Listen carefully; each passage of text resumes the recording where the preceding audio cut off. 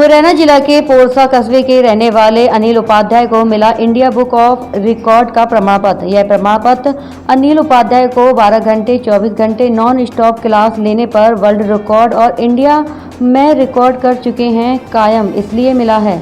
उपाध्याय ने मीडिया से चर्चा करते हुए कहा कि मेरा सपना यूपीएससी में चयनित होकर आईएएस और आईपीएस अफसर बनने का था। 2005 में ग्वालियर के साइंस कॉलेज में एमएससी की पढ़ाई के दौरान एक आंदोलन में मुझे ट्रेनी आईपीएस सौरभ कुमार ने बुलाकर पूछा था, तुम तो बहुत समझदार हो, तुम्हारी ऊर्जा का देश के लिए सकारात्मक उपयोग होना चाहिए। इसके बाद मैं प्रेरित होकर दिल्ली चला गया और यूपीएससी की तैयारी मैंने शुरू कर दी। मैंने हर बार प्री और मेंस एग्जाम क्लियर किया लेकिन इंटरव्यू में फेल हो गया।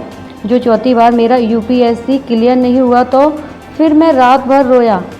उसी रात तय कर लिया कि मैं और मेरी माँ की तरह इस देश की 1000 माताएं आंसू नहीं बहाएंगे।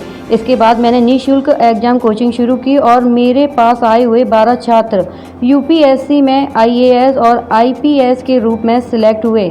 102 से अधिक छात्र मध्य प्रदेश पीएससी में तहसीलदार, नायब तहसीलदार व डीएसपी के रूप में अपनी सेवाएं आम लोगों को दे रहे हैं।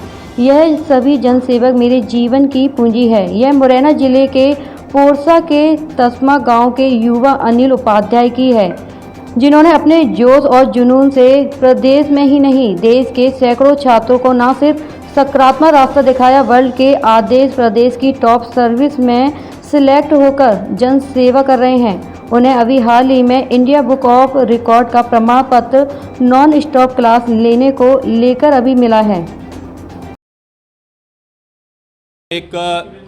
हाँ, आप सभी के माध्यम से सबसे पहले हम मीडिया में इस चीज़ को देते हैं कि हमारी परीक्षा जो है ना, जैसे ही हमारे यहाँ संस्थान का वर्षगांठ दिवस आता है उस पर हम एक परीक्षा आयोजित करते हैं मध्य प्रदेश की राजधानी भोपाल में। और उस परीक्षा में जो चयनित विद्यार्थी होते हैं उसके द्वारा हमारी टीम जो होती है वो फिर मेंस का एक एग्ज़ाम लेती है सेंटर पे, और इन दोनों के आधार पर मेरिट बनता है। फिर हम इंटरव्यू कराते हैं और इंटरव्यू के बाद हम जो है ना चयनित करते हैं। फिर शुरुआत यहाँ से होती है कि मानो मेरे पास शुरुआत में 100 सीट थी, आज मेरे पास 400 सीट है, तो 100 सीटों में 100 कौन से बच्चे होंगे, तो मैं पहले ही एडवर्टाइजमेंट में क्लियर कर देता हूँ कि आर्थिक रूप से जो अक्षम परिवार होंगे उनकी प्राथमिकता पहली रहेगी। जो सक्षम परिवार होंगे चाहे वो मेरिट में बेशक स्थान प्राप्त करें, उनको हम छोड़ सकते हैं, लेकिन अक्षम को नहीं छोड़ सकते। ये संस्थान का एकमात्र उद्देश्य है। मेरा उद्देश्य ये था कि मैं देख रहा था कि जैसे लॉकडाउन की प्रक्रिया में हर दिन कोई भी सोशल मीडिया खोलता था तो कहीं ना कहीं किसी की डेथ हो रही है, कहीं ना कहीं कुछ हो रहा है। ऐसे में जो यूथ घर बैठा हुआ था, क्योंकि युवाओं के लिए कोई सरकार नहीं सोच रही, कहाँ चाहे वो प्रधानमंत्री जी हों चाहे मुख्यमंत्री जी, इन्होंने कहा था कि 2021 में विश्व का सबसे ज़्यादा यूथ वाला देश कौन सा होगा, भारत होगा, लेकिन युवाओं की चिंता करने वाला कोई नहीं होगा। और इसीलिए चूँकि मैं युवा हूँ और मैंने देखा कि इनकी भर्ती परीक्षा तो आने वाले समय में होंगी, और इसीलिए गांव-गांव जाकर के पुस्तक बांटी और जहां जैसा मिला वो कोरोना गाइडलाइन का पालन करते हुए उनको हमने निःशुल्क अध्ययन कराया। ये भी आप सबसे अछूता नहीं है।